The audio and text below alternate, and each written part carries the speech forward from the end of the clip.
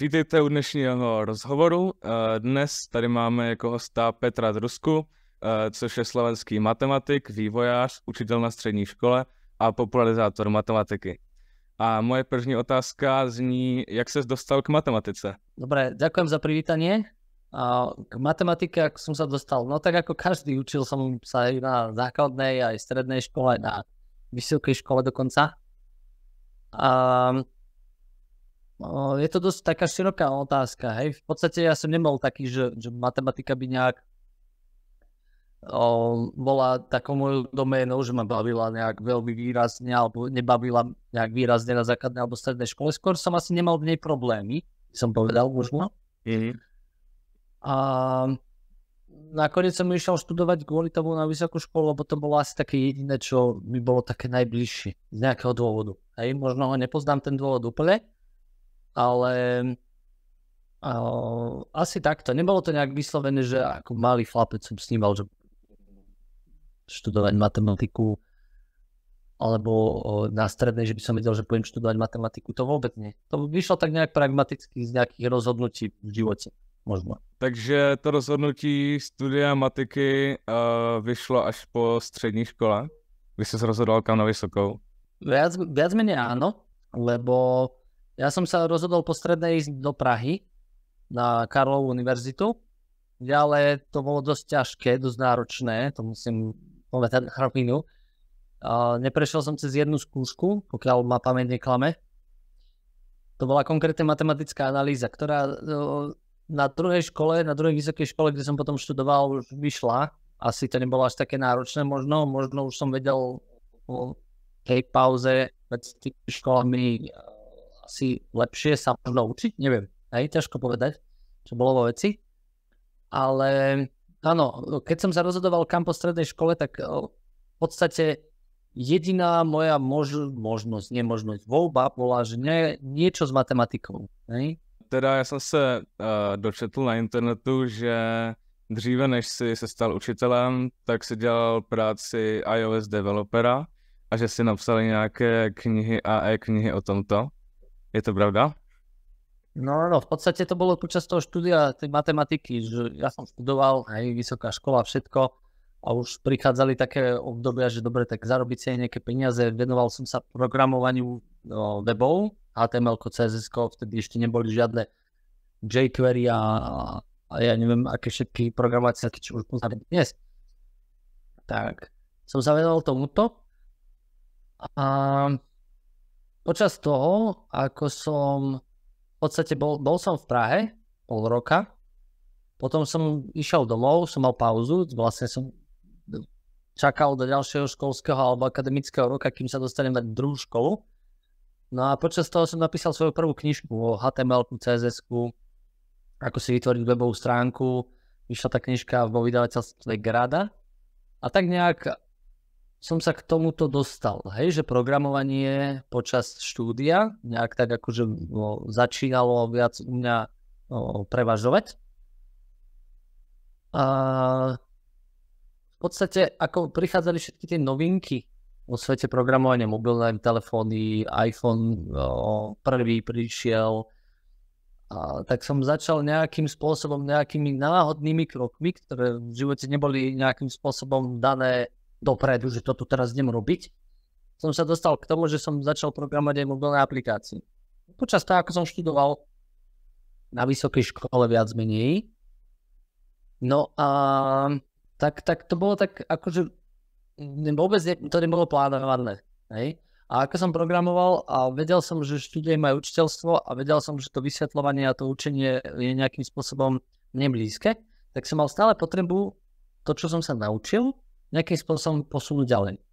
Hej? Či už formou tlačenej knihy, elektronickej knihy, alebo formou nejakých iných foriem, to nazvem. Hej? Vtedy v podstate to boli elektronické knihy a tlačené knihy.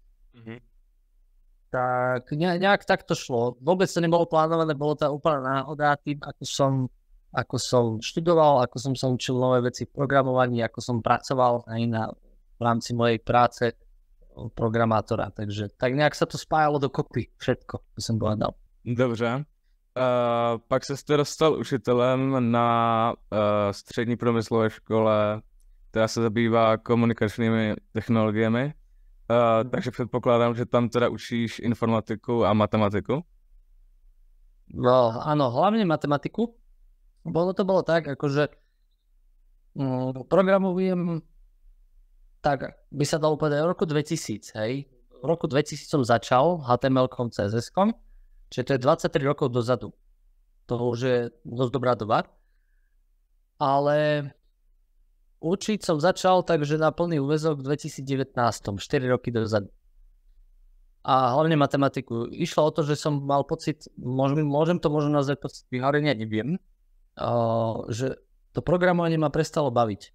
V takom zmysle, že niečo naprogramuješ, nejakú vec, a ja neodrádzam nikoho, hej, proste každý si môže zarobiť kvantum peňazí alebo slušný balík peňazí programovaním, ale je istá skupina ľudí, a v nej som napríklad ja, že niečo naprogramuješ, na druhý deň to môže zobrať nejaký kolega alebo niekto iný, zmeniť ten zdroj úplne na kompletku, bude to robiť to isté, ale už to nie je tvoja práca. Hej?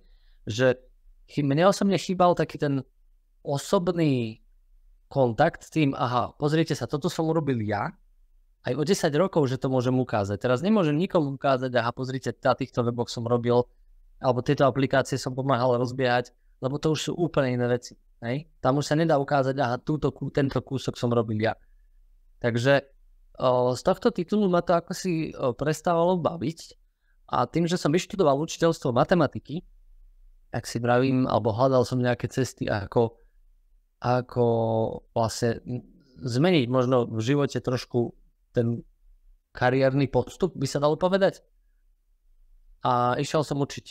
Išiel som učiť na priemyslovke, tu na Slovensku mali akurát voľné miesto učiteľa matematiky. Hovorím si, idem to skúsiť. Matematika mi vždy šla.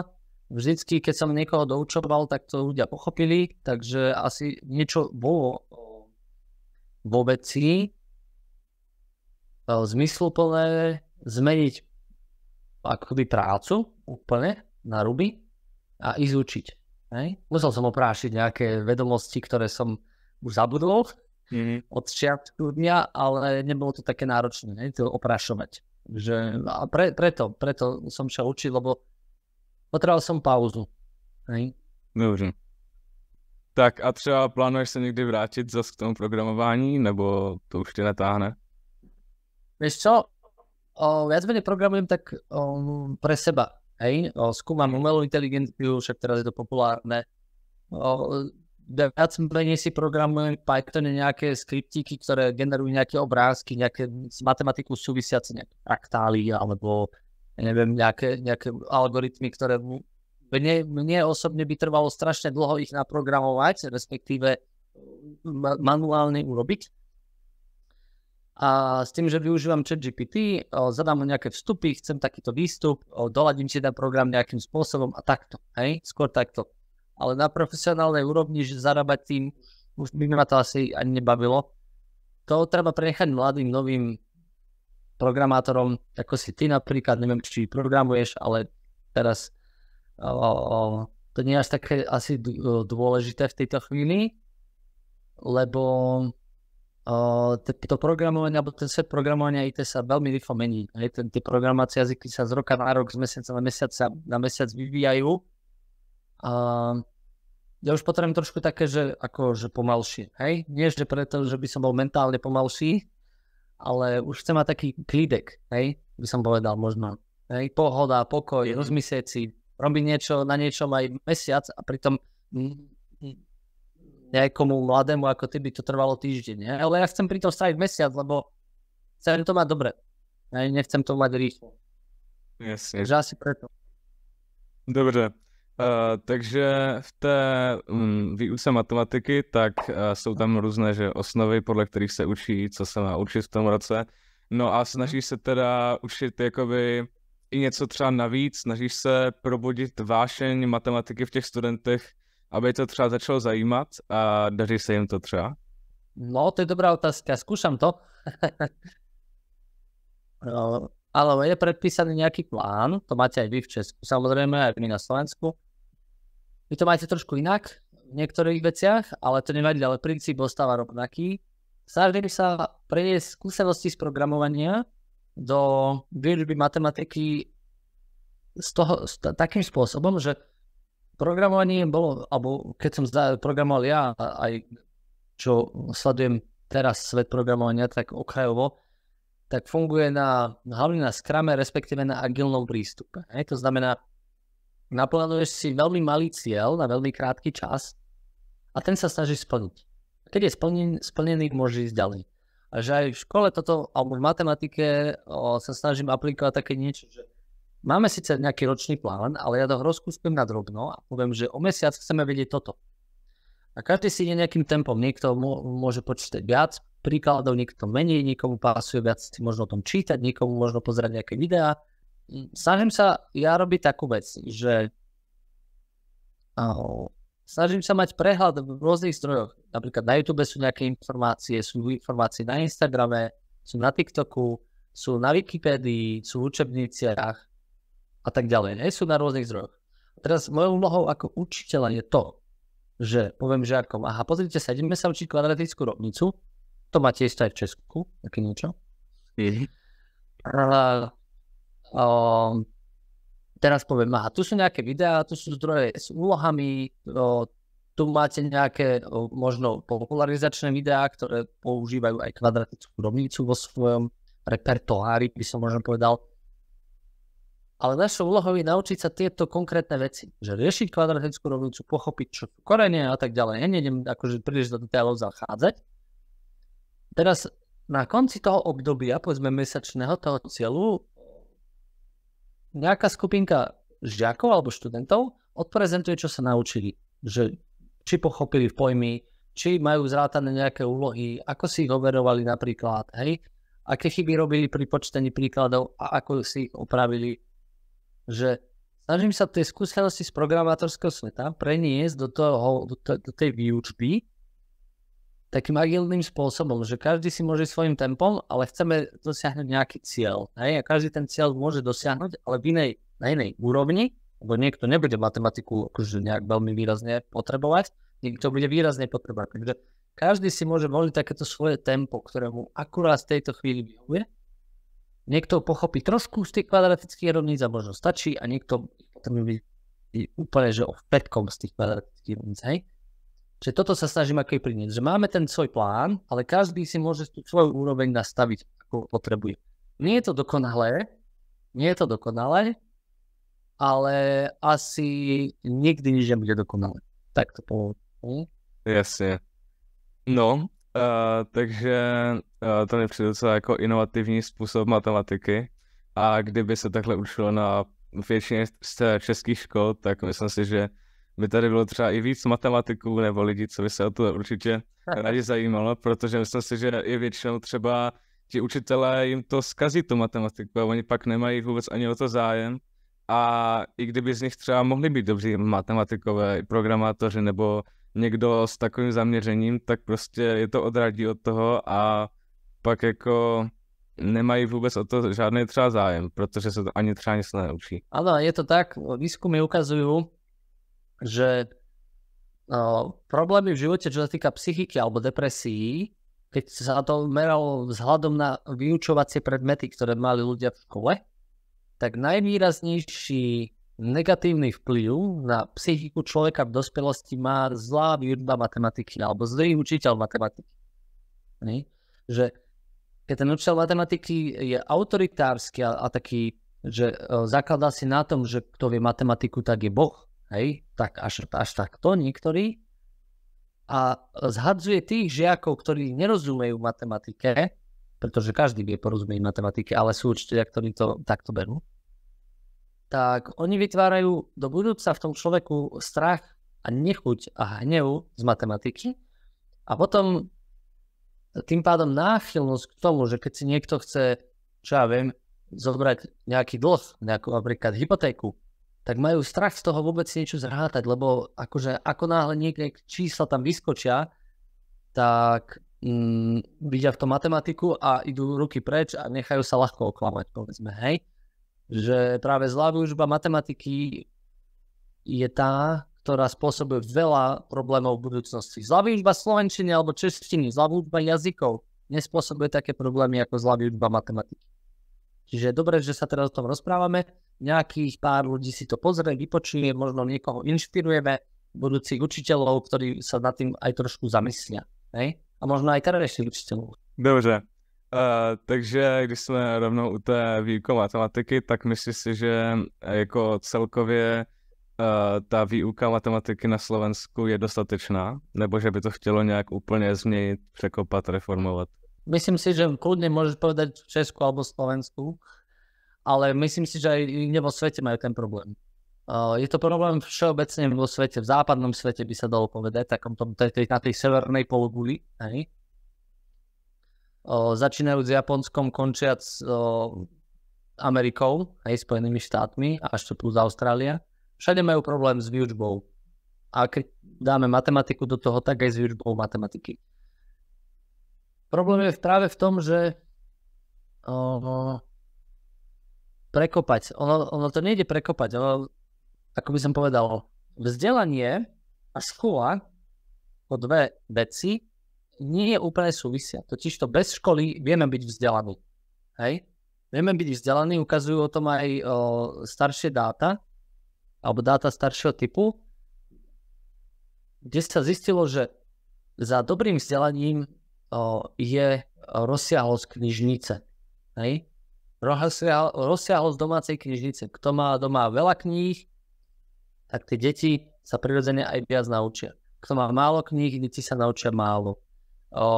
Deti sa dokážu naučiť prirodzene čítať. Ako sa naučia rozprávať, naučia sa aj čítať. Bez toho, aby sme ich do toho nútili. Hej? Ja viem, že niekomu sa to nebude páčiť možno, ale ja si myslím, že ani matematika ako vyučovací predmet vôbec nie je dôležitý na školách. A to hovorím ako matematik, ako učiteľ matematiky, lebo matematika je, alebo mala by prísť do života človeka práve vtedy, keď ju treba. Hej, no dobre, tak teraz akože nejakú dávku matematiky je dobré mať, hej, nejaké logické myslenie, trénovať mozog, minimálne kvôli tomuto.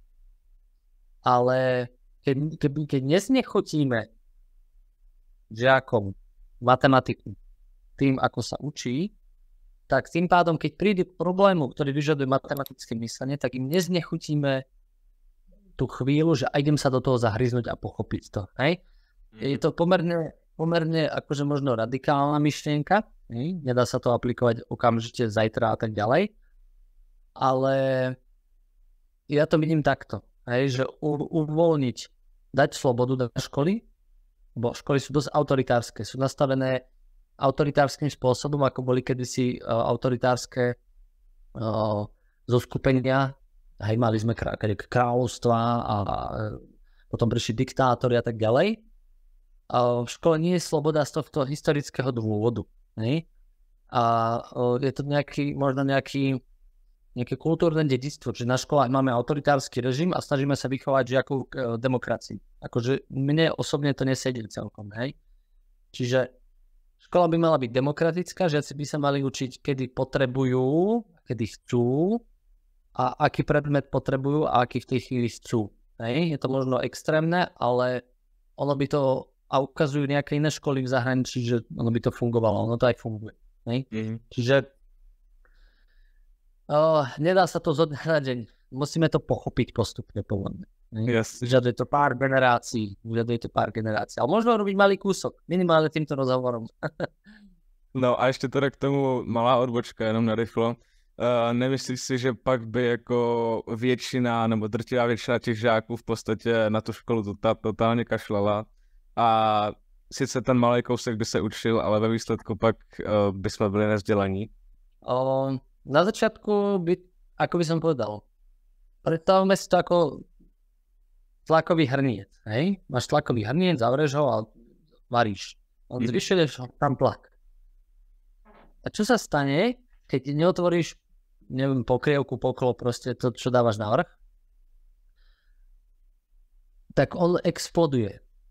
Hej? Roztrhne ho a je z toho chaos. Je zničená kuchyňa, a bordel a možno proste problém, hej, budova spadne a tak ďalej.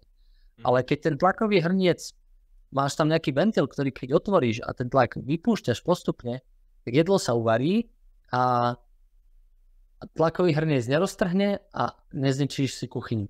A takto je to aj s touto slobodou. Keď máš autoritársky režim v škole, naučení všetci, proste poslúchaj učiteľa, to, čo povie sveta a tak ďalej, nespochybňuje názory, aj keď sú chybné a tak ďalej, tak by sa stalo presne to, čo vravíš. Áno, prišla by sloboda do škôl, tak jasne, decka by sa 2 roky neučili, 3 roky neučili, však mali sme to počas lockdownu, nie?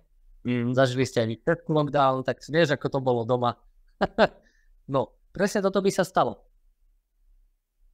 Ale tie decká, ktoré by išli do prvej triedy na základnej škole týmto spôsobom, tak by prirodzene chápali a učím sa preto, že ma to baví. Nie preto, že nejaký učiteľ do mňa kričí, že som hlúpy. Hej? Yeah. Takže áno, máš pravdu. Decká by sa neučili 2 roky, všetky tie, čo sú v škole. Ale oni by si naučili na to. Niektoré nie, niektoré áno, ale tie nové, ktoré by došli do školy, už boli zvyknuté na to, že tam je sloboda a brali by to úplne inak. A nechápali by, ako by to ako sme mohli fungovať my. Takže nie je to jednoduché, nebolo by to jednoduché, ale myslím si, že fungovať by to fungovalo.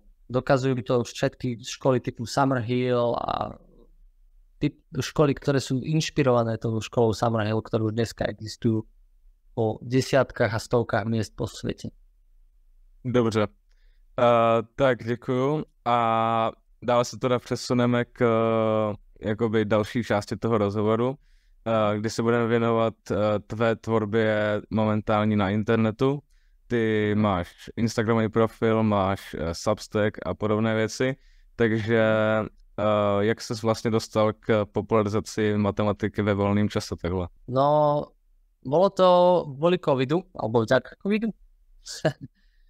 V podstate boli sme zavretí doma a jediný, kto z našej rodiny chodil do školy, bol syn, ktorý bol na 1. stupni základnej školy. Myslím, že bol druhák, lebo áno, myslím, že druhák. No a stalo sa to, že ja som ho chodil odprevádzať do školy pešo. Si vravím, skúsim na ten Instagram niečo nahrať občas. Že mám čas, som doma, kopec matematických kníh a tak som to vyskúšal. Natáčal som storky na začiatku. Skúšal som robiť nejaké posty na Instagram. No a tak nejak to prišlo. Prvé boli také, keď sa pozriem na tie staré, 3 roky staré nahrávky, tak to bolo čudné z dnešného pohľadu, ale nejak začať treba. No a postupne to prichádzalo, prišli nejaké rozsiahlejšie posty, pribudol doma povedzme nám iPad s pencilom, Apple Pencil, kde tie posty môžem kresliť relatívne rýchlo, s minimálnym časovým úsilím, čo sa týka tvorby, ale maximálnym časovým úsilím, čo sa týka zisťovania tých informácií. A potom prišiel Substack, kde som začal rozmýšľať takou vecou, že dobre, akože fajn ten Instagram, tak akože také ako udiču, hodíš udiču do vody a máš nejakú malú návradu, chceš chytiť nejakú rybu, chytíš rybu na ten post alebo toto krátke videjko a vyťahneš tú rybu. A keď chceš tú rybu akože aj chovať potom ďalej, to vravím od tých followerov, tak musím im dať aj niečo hodnotnejšie, neviem, že tie reelka a podobne nie sú hodnotné, ale sú instantné, niečo ako iPhoneka. A keď som objavil Substack, tak si hovorím, tak dobre, idem na ten Substack skúsiť niečo dať. Tak som si vymyslel, dobre, nemôžem to robiť každý druhý deň alebo každý tretí deň ako na Instagram. To nie je instantná služba, to je služba, kde si niekto niekoho subscribe-ne a je ochotný stráviť nejaký čas čítaním nejakého článku. Alebo pozri si tam nejaké videjko a prečíta si zase ďalšiu vec. Tak som si povedal, raz za mesiac dám dokopy článok na Substack o matike, ktorý bude pojednávať o niečom, čo už niektorí poznajú, čo niektorí sa len učia, alebo niečo nové. Tak akože taký mix kadečo. A vznikli matematické listy, kde sa snažím ponúknuť také akože hlbšie zamyslenie sa nad matematikou, že si to čítaš, trochu si dáš pauzu, hej, že nie tak instantne ako Instagram alebo TikTok, že pozeráš a zabudneš, koho si vlastne sledoval pred 5 minútami. Čiže v takomto duchu, to sa snažím nejak tak budovať tú online komunitu aj z toho dôvodu, že tí žiaci, ktorí sú teraz v školách, tak však to poznáš aj ty, ako študent gymnázia, tak v podstate tie nové generácie sú viac online ako offline. Tie generácie hrajú na Playku, sledujú Instagram, sledujú TikTok videá, YouTube short videá, tie shortky a podobne. Tak prečo my by sme mali popularizovať matematiku ako učitelia len v tej triede, v tej škole?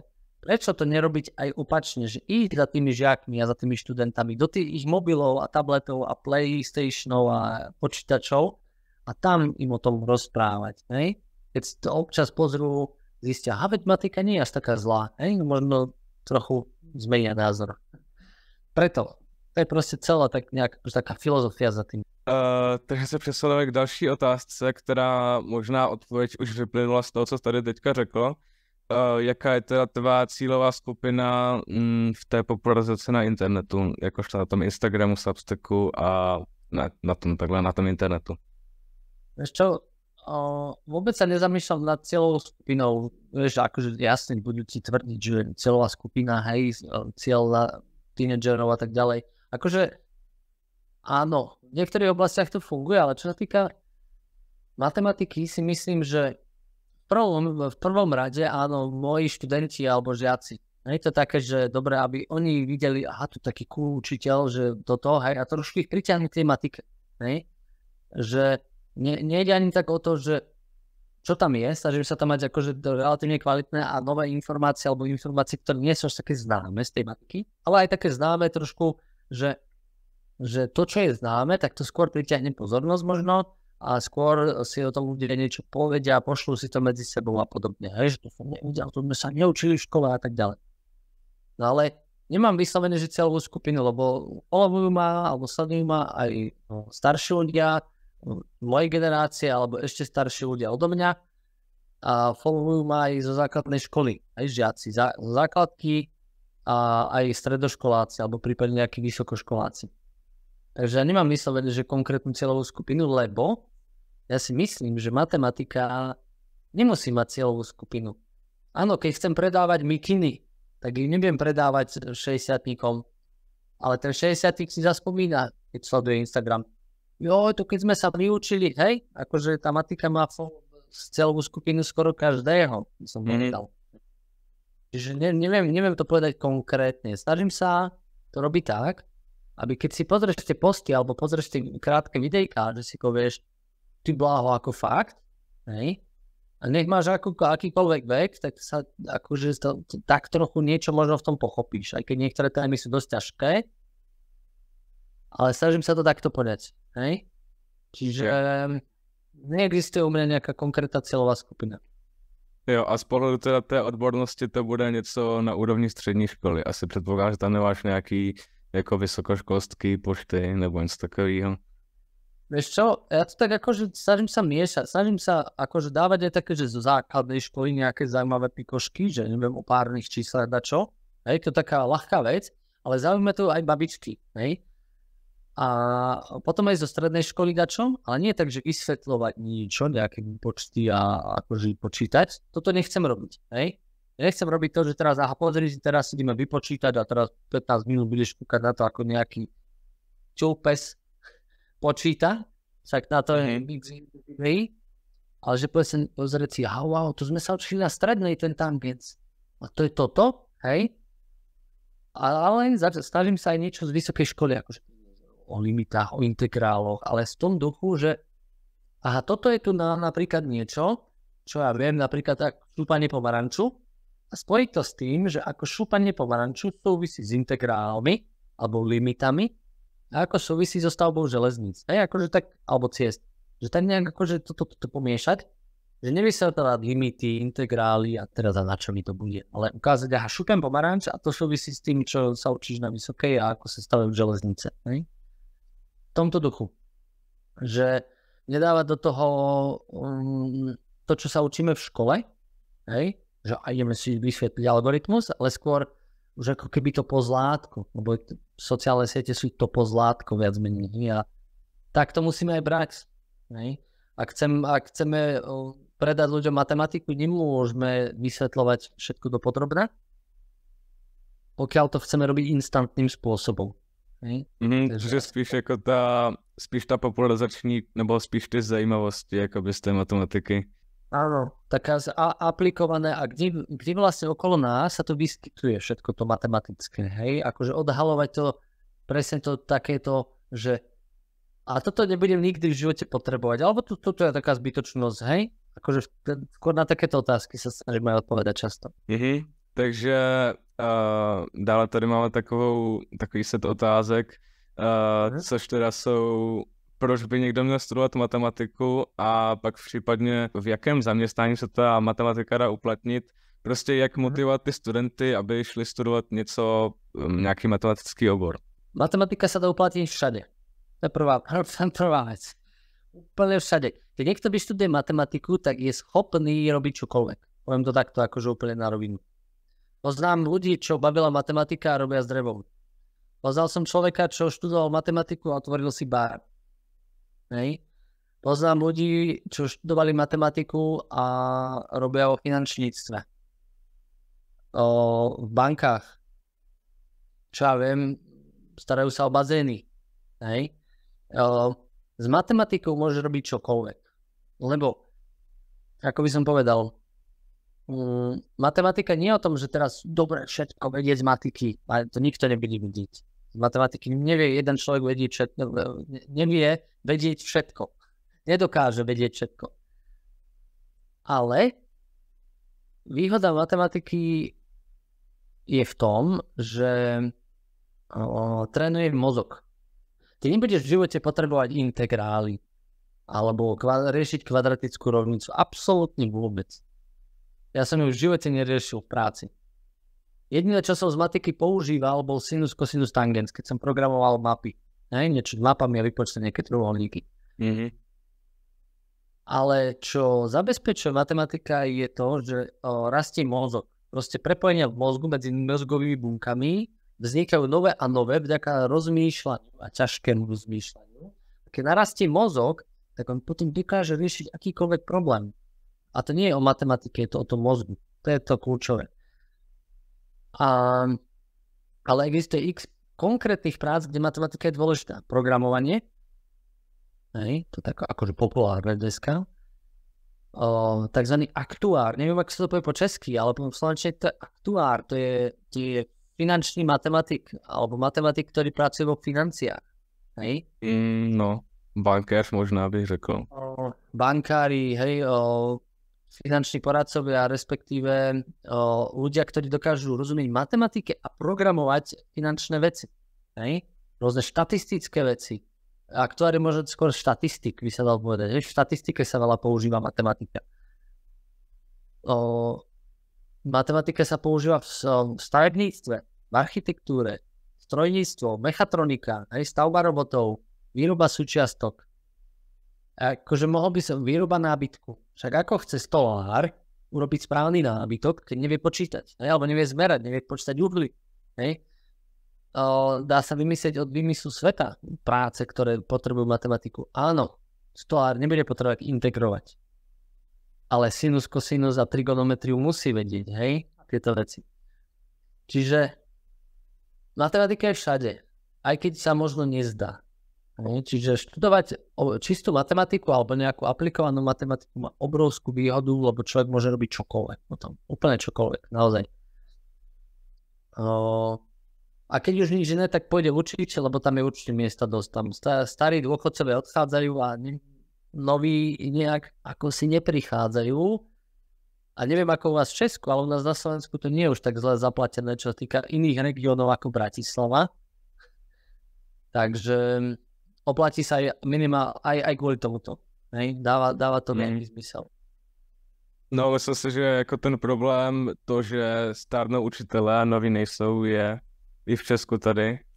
A že třeba i tímto videem namotivujeme nějakého mladého učitele, který se dá na matematiku. Tak poď sem, poď studovať. Volám ťa. No, jenže máme tady takovou palčivou otázku. Co kdokoliv, kdo se na toto video může podívat, nebo kdokoliv, kdo třeba studuje matematiku, může říct. Máme spoustu se toho učíme v matematice na základní, na střední škole a jako velkou část toho nemusíme vůbec použít v životě. Takže taková ta otázka, a k čemu mi to bude? Proč se to teďka učím, když to nikdy nevyužiju? Když třeba vím, že chci být doktor, když vím, že chci být architekt, nebo tak zrovna architekt není dobrý příklad, ale nějaké takové zaměstnání, které nepotřebuji bez toho matematiku. Tak jak bys na tohle odpověděl, na takovou otázku? Tak dobrá otázka, treba sa ju pýtať. Furt každého učiteľa. Vytočíte ho každý, kto počúva a pozerá toto video, ale je to tá najdôležitejšia otázka, akú sa v škole treba opýtať. No, ako som hovoril pred chvíľou, že tam nejde o tú matematiku. Hej? Tam ide o to, že aký poprepájaný máš mozog. A čím viac máš prepojený mozog, tým lepšie dokáže riešiť akýkoľvek problém. Tam nejde o tú matematiku. Je to, že niekto vie definíciu limity, ja ju neviem, ale viem, povedzme, definovať nejakými inými spôsobmi, hej, aby to dávalo zmysel. Tak to neznamená, že tú definíciu limity použiješ niekde. Vôbec nie. Ja som ju v živote nepoužil. Ale ten mozog bude tak prepojený, že prídeš k nejakému problému, čo ja viem, vymyslím si. Ideš vymeniť všetky dvere na dome. Hej? Zárubne vybúrať a tak ďalej. Hej? Vyvesiť a podobne. A ty nepoužiješ tú definíciu limity, ale použiješ ten prepojenia medzi neurónmi, ktoré zabezpečia, že prídeš na riešenie, ako zvesiť 200-kilové dvere, oveľa skôr, ako keď tie prepojenia v tom mozgu nie sú. A možno to bude jedno z tých prepojení, kde tá definícia limity funguje. Hej? Čiže tam nejde o tú matematiku, ide o ten mozog. Jo. Čím trénovanejší mozog, tým lepšie vieš riešiť akékoľvek problémy, nech sú akéhokoľvek typu. Ale aby som sa priblížil k tomu, že na čo mi to bude nejaká konkrétna vec, tak ako som aj v predchádzajúcej otázke odpovedal, že existuje x zamestnaní alebo profesí, kde tá matematika je dôležitá. Ale nie je dôležitá v takej verzii, že budeš potrebovať definíciu limity. Ale budeš potrebovať nejaký časť z tej matematiky použiť. Hej? Niečo, trigonometriu, alebo ja neviem, nejakú základnú geometriu.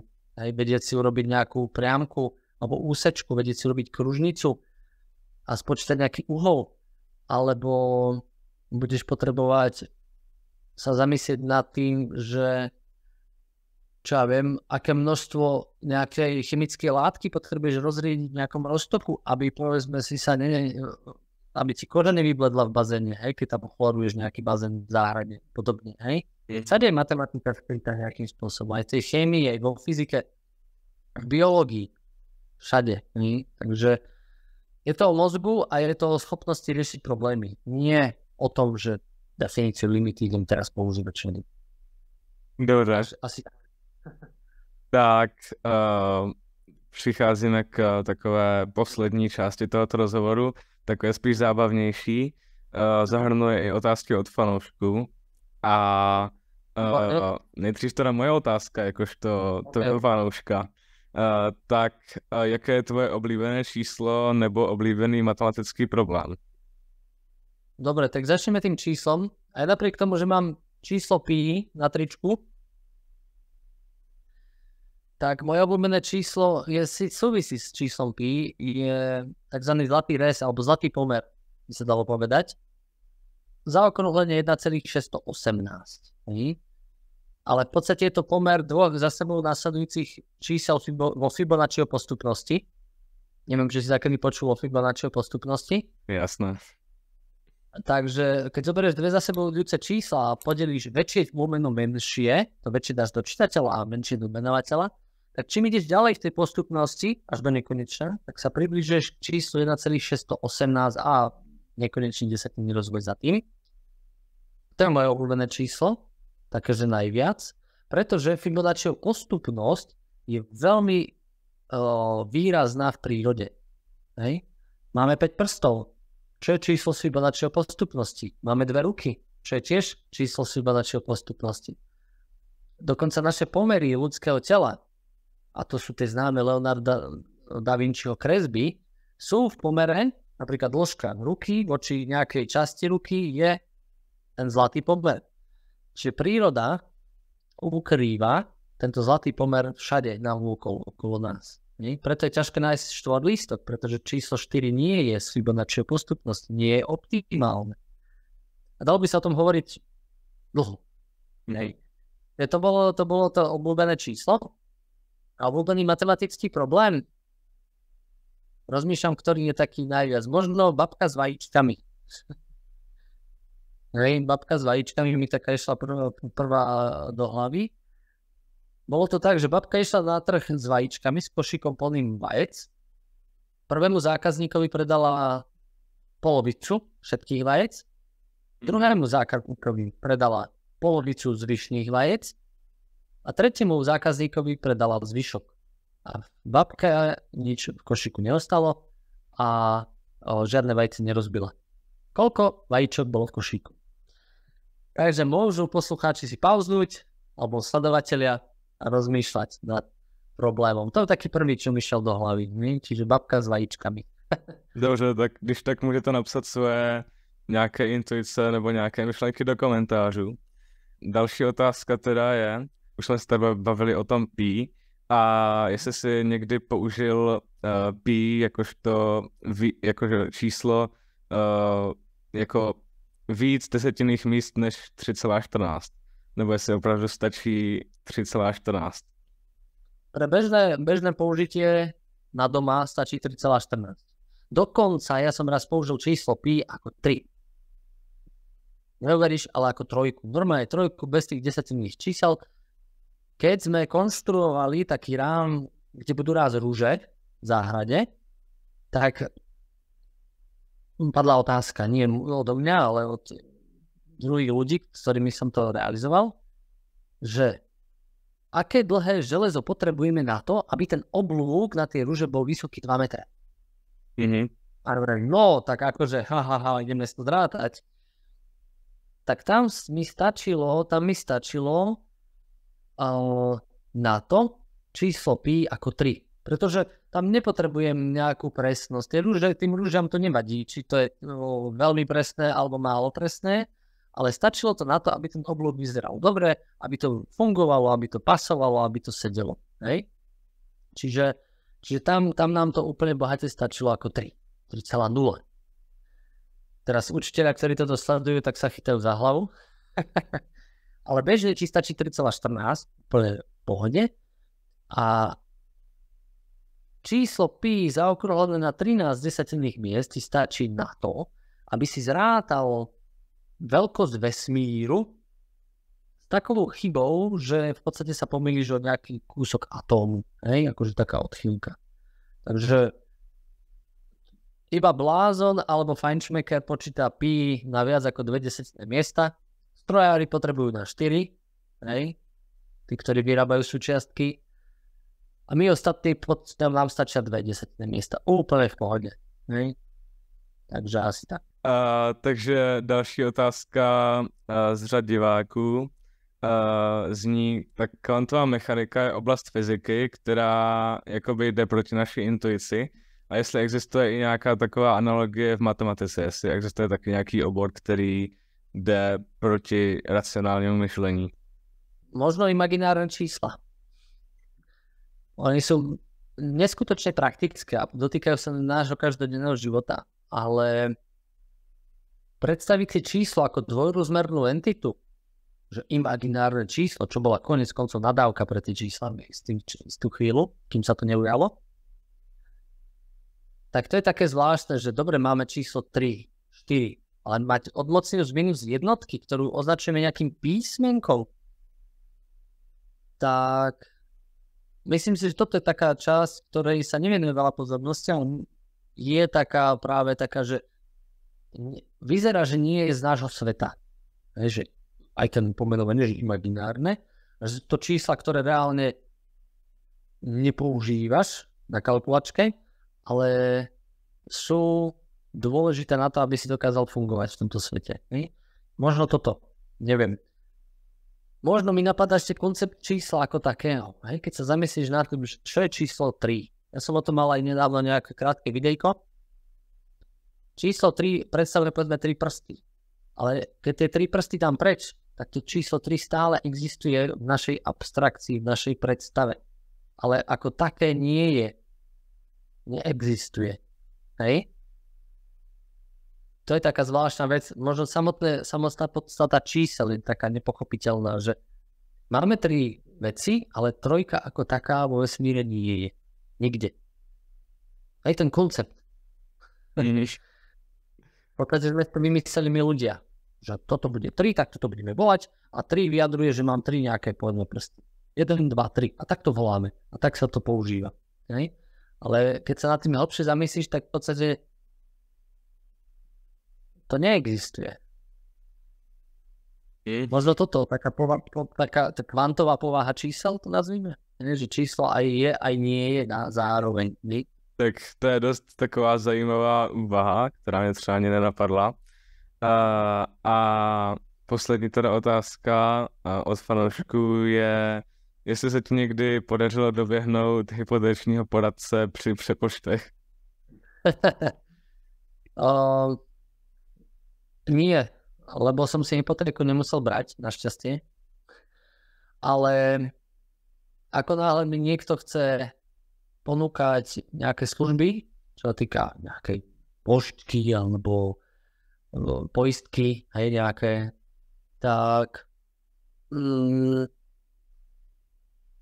skôr to, ja to trošku pretočím na tých poisťovacích agentov. Hej, akože nevážim akúkoľvek prácu, proste je všetko dôležité, aj poistky sú dôležité, ale poistky, tým, že za poisťovňami stoja matematici a majú to veľmi dobre zrátané, tak oni si spočítali, že s takou malou pravdepodobnosťou 0,00001 sa stane, že na teba padne konár zo stromu. Hej? Proste sa to nestane za celý život. Hej? Áno, stáva sa to. Ale s takou malou pravdepodobnosťou, že sa to nestane v podstate väčšine ľudí. A oni sa ti snažia predať poistku na to, že ťa zabije, alebo zraní, alebo zlomí ti novú ruku padajúci konár zo stromu počas búrky. Že takým malým tam je napísané, že musí sa to stať presne v nejakých konkrétnych podmienkach. Že tam musíte ísť potok a tak ďalej. To už preháňam, hej, ale obrazne. A oni majú dobre zrátané, že keď si ľudia začnú platiť takú poistku za 5 € mesačne navyše, tak akože dobre, keď namalia na to 1000 ľudí, majú 5000 € mesačne a tomu jednému z miliardy, ktorému sa to stane, vyplatia aj 10 000 €, povedzme, tak stále sú v obrovskom zisku práve z tohto dôvodu, že poisťovne fungujú na strachu a na matematike. To znamená, navoliať si v tebe strach, že sa niečo môže stať a zároveň majú spočítané, že sa to stáva málokrát. Takže zarobia a tých pár ľudí tým vyplatia dosť veľa peňazí a je všetko v poriadku, hej? Ale zároveň ten obrovský balík peňazí majú stále vo vrecku, hej? Čiže poistky, pozor na akúkoľvek poistku. Samozrejme sú poistky, ktoré sú dôležité z nejakého dôvodu. Havarijná poistka, hej? Pri aute, lebo nehody sa stávajú, aj keď 1 z milióna, povedzme, hej? Že je veľmi malá pravdepodobnosť, povedzme, že dôjde k auto nehode, keď ideš cestou od neviem odkiaľ po neviem kam, hej?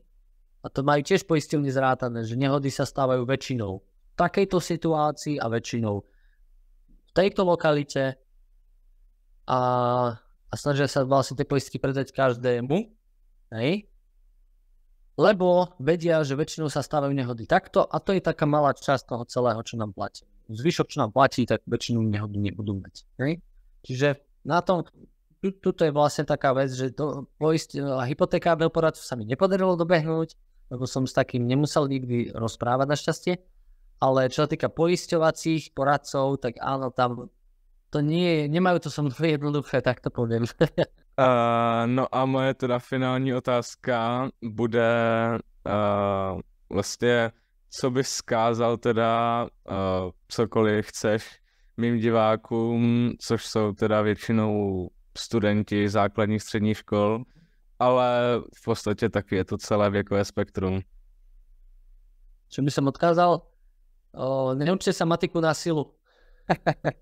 Učte sa to, čo vás baví a sledujte tento profil vedecký Ferin. Dobre som to prečítal, dúfam? Jo. A tak trochu môžete aj mňa. Ale len trochu. No a nebojte sa matiky. Je to možno najviac. Že nech vás učí ktokoľvek matiku.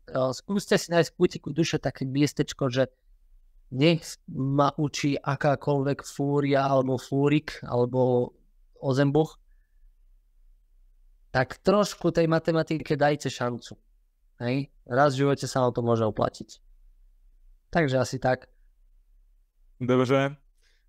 Takže já ti děkuji za rozhovor a Petrovi sociální sítě teda budete mít v popisku, tak tam když to koukněte, nezapomeňte dát odběr mě, tak i follow Petrovi samozřejmě a uvidíme se zase u nějakého dalšího videa, zatím mějte se pěkně, ahoj. Takže majte absolútne matematický deň. Čaute.